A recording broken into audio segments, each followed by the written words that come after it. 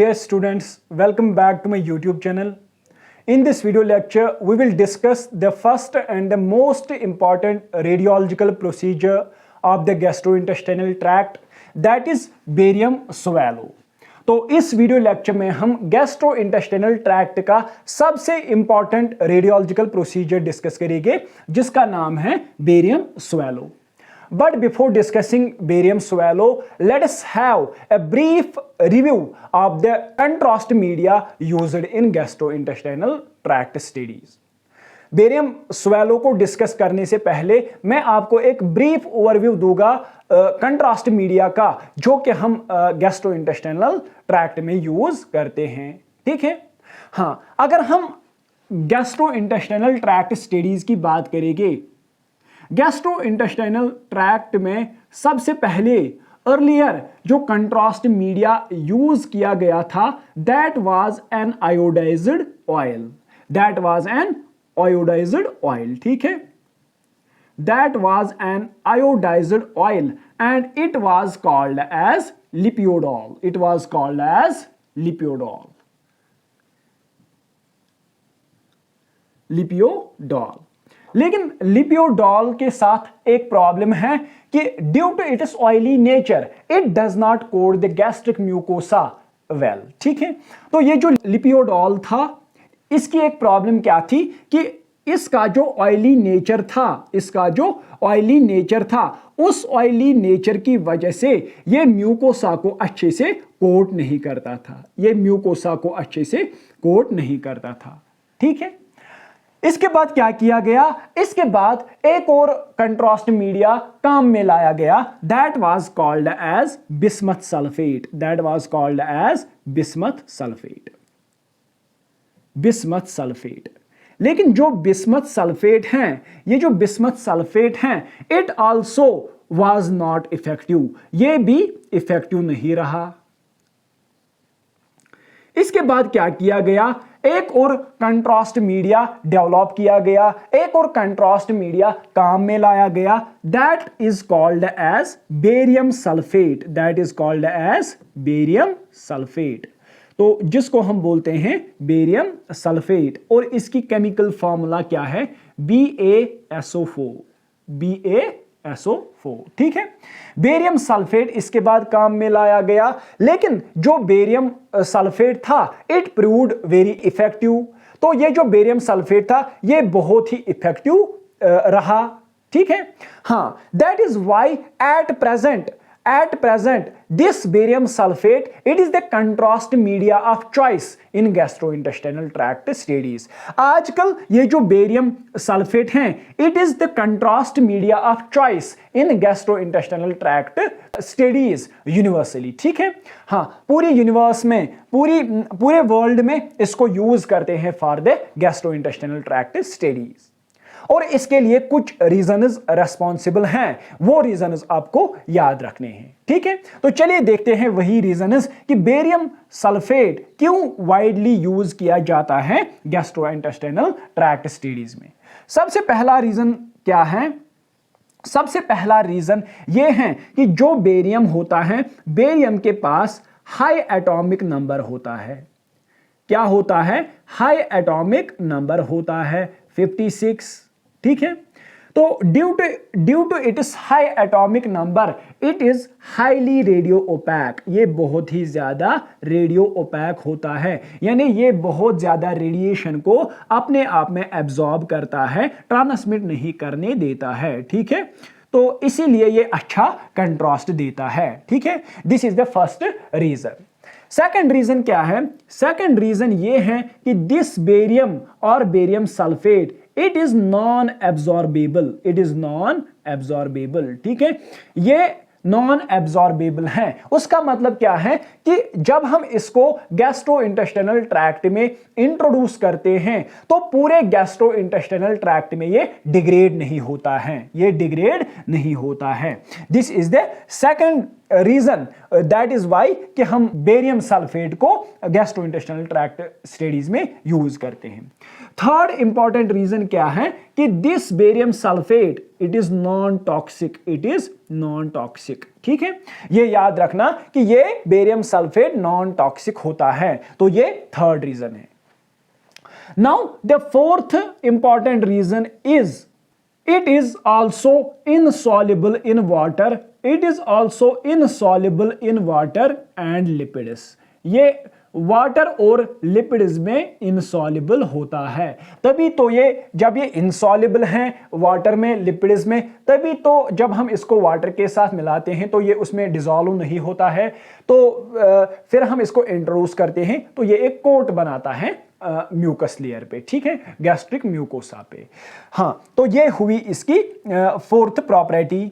इसके बाद सबसे इंपॉर्टेंट और लास्ट वाला जो रीजन है कि बेरियम को हम वाइडली यूज क्यों करते हैं गैस्ट्रोइंटेस्टाइनल ट्रैक्ट स्टडीज में, दैट इज कि जो बेरियम सल्फेट होता है it is suitable for double contrast studies, it is suitable for double contrast studies। ये double contrast studies के लिए suitable होता है। अब आपका सवाल यहां पे होगा कि सर डबल कंट्रास्ट स्टडीज क्या होती है। मुझे प्रोसीजर में ये एक्सप्लेन करना है और हमें प्रोसीजर भी पढ़ना है कि सिंगल कंट्रास्ट स्टडी क्या होती है, डबल कंट्रास्ट स्टडी क्या होती है। लेकिन यहां पे आप याद रखो कि यहां पे हम क्या करते हैं, डबल कंट्रास्ट का मतलब है दो कंट्रास्ट। हम इस स्टडी में क्या करते हैं, डबल कंट्रास्ट स्टडी में हम दो कंट्रास्ट को एक साथ यूज करते हैं, एक पॉजिटिव कंट्रास्ट, एक पॉजिटिव कंट्रास्ट, दूसरा नेगेटिव कंट्रास्ट हम यूज करते हैं, नेगेटिव कंट्रास्ट हम यूज करते हैं। देखिए जो पॉजिटिव कंट्रास्ट होता है यहां पे, that is barium sulphate, that is barium sulphate. ठीक है, तो ये पॉजिटिव कंट्रास्ट मीडिया है। एंड सेकंड यहां पे हम नेगेटिव कंट्रास्ट यूज करते हैं, और वो क्या हम करते हैं, या कार्बन डाइऑक्साइड करते हैं या एयर करते हैं। ठीक है, अब आपका सवाल यहां पे ये भी होगा, सर ये कार्बन डाइऑक्साइड, ये एयर हम लाते तो कहां से लाते हैं। ठीक है, तो आगे मैं बताऊंगा कि पेशेंट जो होता है, पेशेंट को क्या किया जाता है, पेशेंट को जब 1 माउथफुल ऑफ बेरियम दिया जाता है, फिर उसके साथ ही क्या दिया जाता है, इसको दिया जाता है कैल्शियम साइट्रेट या मैग्नीशियम साइट्रेट टैबलेट्स दिए जाते हैं। ठीक है, तो ये जो साइट्रेट या मैग्नीशियम यानी कैल्शियम साइट्रेट या मैग्नीशियम साइट्रेट टैबलेट्स दिए जाते हैं, तो क्या होता है कि जब ये गट में जाते हैं ये रिलीज करते हैं कार्बन डाइऑक्साइड, ये रिलीज करते हैं कार्बन डाइऑक्साइड। ठीक है, तो दैट इज वाई कि ये सूटेबल है डबल कंट्रास्ट स्टडीज में, ये सूटेबल है डबल कंट्रास्ट स्टडीज में। एक और रीजन ये भी है कि जब हम बेरियम को इंट्रोड्यूस करते हैं गैस्ट्रोइंटेस्टाइनल ट्रैक्ट में, तो क्या होता है कि ये म्यूकोसा पे थिन लेयर बनाता है। क्या बनाता है, ये म्यूकोसा पे थिन लेयर बनाता है। उससे क्या हो जाता है कि उससे हम सेकंड कंट्रास्ट मीडिया यानी नेगेटिव कंट्रास्ट मीडिया को इजीली हम इंट्रोड्यूस कर सकते हैं without significant degradation, without significant degradation. तो ये थे कुछ रीजंस कि why we are using barium sulphate in gastrointestinal tract studies. Now let's move to our topic that is barium swallow. ठीक है, हाँ,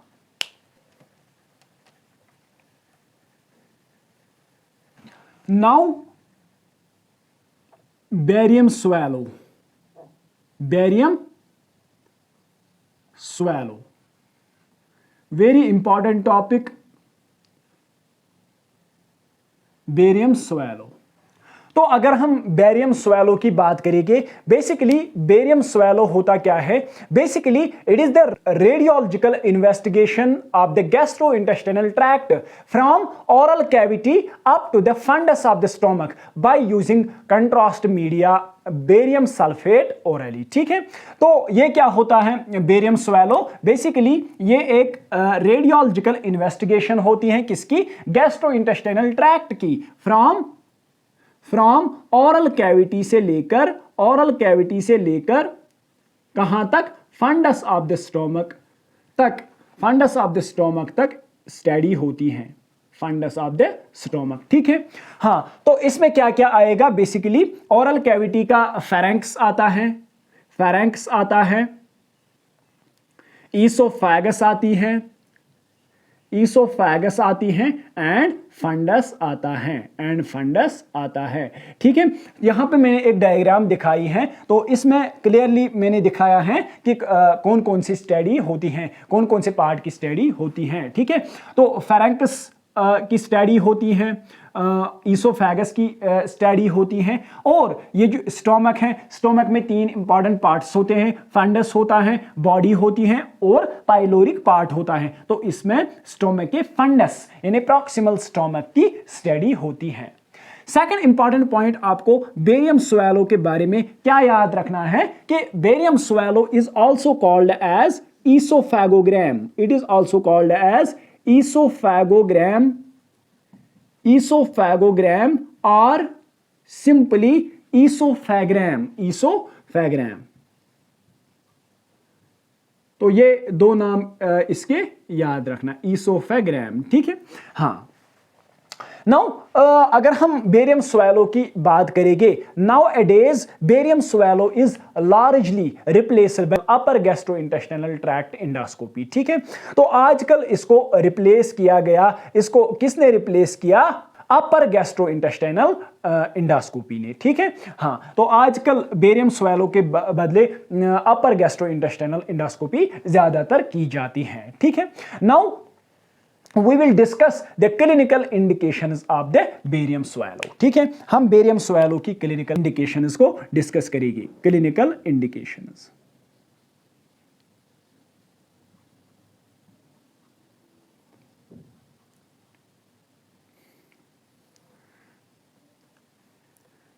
नंबर फर्स्ट क्लिनिकल इंडिकेशन आपको याद रखनी है डिस्फेजिया एंड ओबस्ट्रक्शन। क्या याद रखनी है, dysphagia and obstruction, dysphagia and obstruction, dysphagia and obstruction, ठीक है।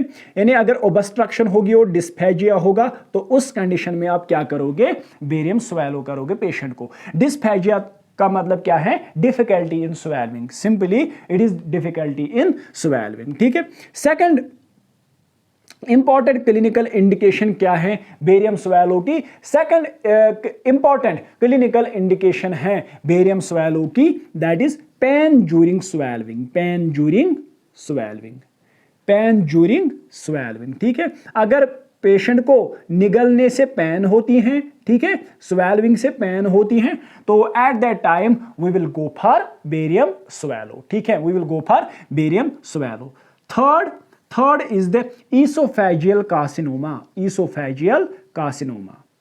अगर ईसोफेजियल कार्सिनोमा होगा यानी कैंसर ऑफ द ईसोफेगस होगा, तो in that case barium swallow is indicated, ठीक है। हाँ, इसके बाद चौथा ईसोफेजियल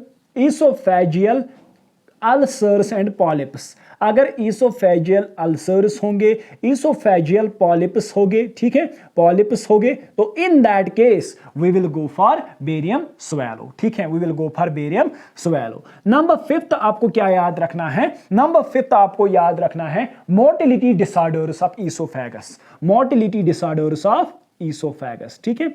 देखिए बेसिकली मोटिलिटी डिसऑर्डर्स में क्या होता है, मोटिलिटी डिसऑर्डर्स में जो ईसोफेगस है इसकी जो पेरिस्टाल्सिस होती हैं, पेरिस्टाल्सिस रिदम में नहीं रहती हैं, ऑर्डर में नहीं रहती हैं, ठीक है।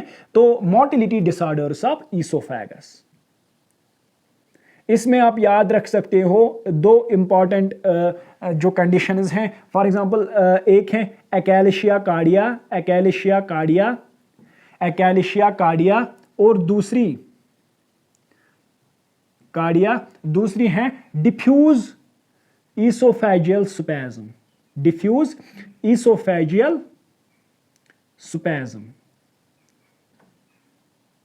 Diffuse oesophageal spasm. Achalasia cardia में क्या होता है कि जो डिस्टल 2/3 ऑफ द इसोफेगस हैं, इसमें क्या होता है कि इसमें जो पेरिस्टाल्सिस हैं वो ऑर्डर में नहीं रहती है एकैल्शिया कार्डिया में। और डिफ्यूज इसोफेजियल स्पैज्म में क्या होता है कि इसमें जो इसोफेगस हैं इसमें भी ये पेरिस्टाल्सिस रिदम में नहीं रहती हैं, तो उससे क्या हो जाता है कि जो इसोफेगस होती हैं ये कॉर्क्स्क्रू जैसे बनती है, ऐसे कॉर्क्स्क्रू जैसे बनती हैं।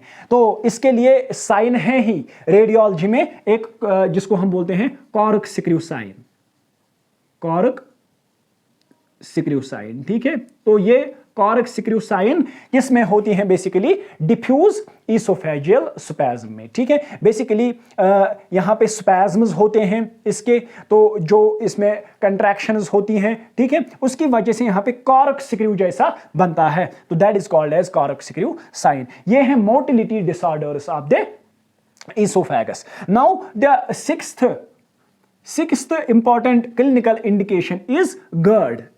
GERD आपने सुना होगा, GERD gastro oesophageal reflux disease. अभी मैं बताता हूं क्या है ये गैस्ट्रो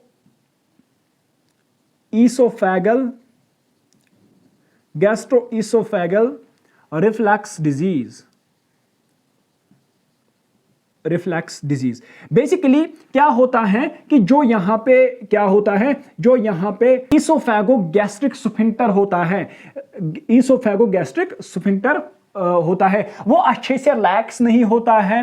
तो फिर क्या होता है कि जो गैस्ट्रिक कंटेंट्स हैं ये गैस्ट्रिक कंटेंट्स चले जाते हैं back into the esophagus. This condition is called as gastroesophageal reflux disease. तो ये कंटेंट्स चले जाते हैं इसोफेगस में, तो इसी को हम बोलते हैं GERD। Number 7th important clinical indication for this barium swallow is कि अगर क्या हुआ, अगर जो इंडोस्कोप है, अगर पेशेंट को इंडोस्कोपी रखी गई लेकिन जो इंडोस्कोप है वो पास नहीं होता है नीचे, तो अगर वो पास नहीं होता है नीचे तो इन दैट कंडीशन हम क्या करते हैं, पेशेंट को बेरियम स्वेलो ही करते हैं, ठीक है। तो inability of endoscope to pass during endoscopy, ठीक है, endoscopy।